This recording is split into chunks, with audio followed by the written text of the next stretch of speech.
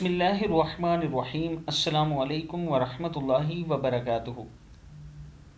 Daily محمد channel کی طرف سے آج میں اپنے دوستوں کو رسول اللہ صلی اللہ علیہ وآلہ وسلم کا بہت ہی پیارا فرمان بتاؤں گا۔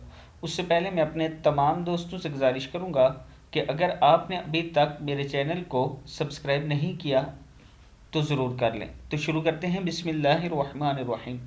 رسول اللہ صلی اللہ علیہ وآلہ وسلم نے فرمایا، اللہ نے رحمت کے 100 حصے بنائے اور اپنے پاس ان میں سے 99 حصے رکھے، صرف ایک حصہ زمین پر اتارا، اور اس کی وجہ سے تم دیکھتے ہو کہ مخلوق ایک دوسرے پر رحم کرتی ہے، یہاں تک کہ گھوڑی بھی اپنے بچے کو اپنے کھر نہیں لگنے دیتی بلکہ کھروں کو اٹھا لیتی ہے کہ کہیں اس سے اس کے بچے کو تکلیف نہ پہنچے۔ صحیح بخاری صحیح مسلم میں ہے۔